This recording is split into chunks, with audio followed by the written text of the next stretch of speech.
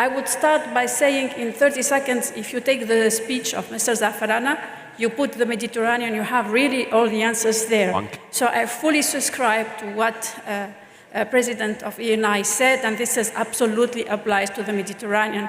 But I'm here, so I'll take my 5 minutes to say why and how, and this time I would like to illustrate with few slides for you to see what's going on in the Mediterranean region. I'm sure you know, and also the speaker before highlighted the opportunities and challenges in the region.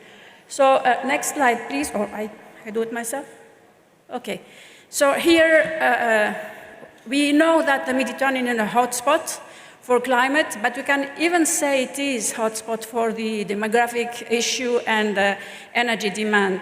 You see how the population is expected to increase in the Mediterranean region, and so we will have two different stories between the South Mediterranean and the North.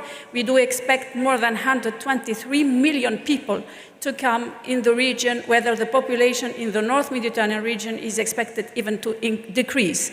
So this is first big element, you know, which is driving the energy demand in the future. So today, 60% of the population is in the north and 40% is in the south. No, the opposite. 60% in the south, 40% in the north. These 60% of people are consuming only 40% of the energy, and they are contributing only with 40% of the GDP, but we are polluting more or less the same, 50-50. So this is the situation where we are starting now. Second element is that we are in economies which are based on fossil fuels. In the South Mediterranean region, this is more than 80% based on fossil fuels, and so with oil and gas, which are the major.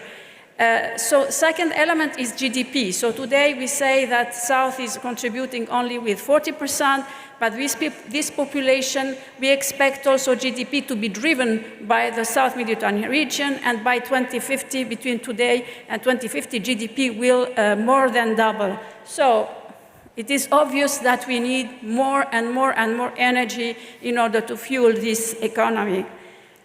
So how this could happen? As you know, I told maybe we do, as a think tank, the Mediterranean energy analysis and perspectives, and we have analyzed how the future would look like if the countries in the Mediterranean region would only succeed in reaching their unconditional NDCs. So all of them are committed to play the role in reaching the Paris climate target. However, they have the unconditional NDCs, which is a commitment, and then the full NDCs is only if we have access to climate finance. So the reality looks like more we are going to reach these unconditional NDCs, and frankly, this would be a very bad news for the region, because why decarbonizing the region is because it is known to be a hotspot for climate change. So we have no other option than doing all the best in order to decarbonize our systems. However, so with only unconditional NDCs, we will keep still economies based on fossil fuels with 60% based on fossil fuels. What would this translate in what? In more than doubling the CO2 emission in the region. And what we see as options, because we have a lot of opportunities, is that renewable energy and energy efficiency can play a big role in order to decarbonize the Mediterranean region, but gas, we still have a role. So this we need to keep in mind as well, even if we decarbonize the Mediterranean region. To illustrate that very quickly, so you see here that if we only reach the unconditional NDCs, CO2 emission for the region will increase by 8%, but if we have to decarbonize, then we need to decrease by 86% the CO2 emissions. How this could be possible? So we have, our analysis indicate that 46% of the CO2 emissions could be reduced by tapping the renewable energy potential in the region. 43% could be done by tapping the energy efficiency, but it's not all the story. We need other technologies, and so green gases, including renewable hydrogen, will play a role, but later.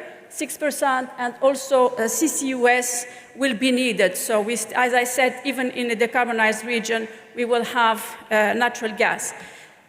This is to illustrate why it is very, very important. The key message is that we work on it all together, because the Mediterranean, Europe is doing well in its decarbonizing strategy with all the initiatives and the policies taken long ago, and it will in any case reduce its CO2 emissions.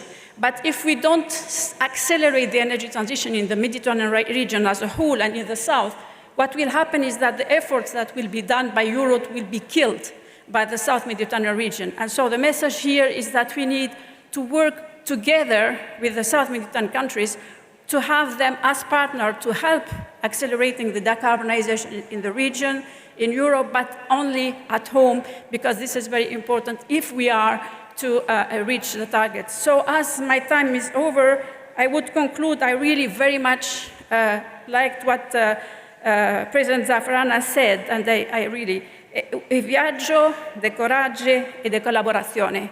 C'est ça. It's really, this is the main issue to really help and achieve the decarbonization that is needed in our region. Thank you very much.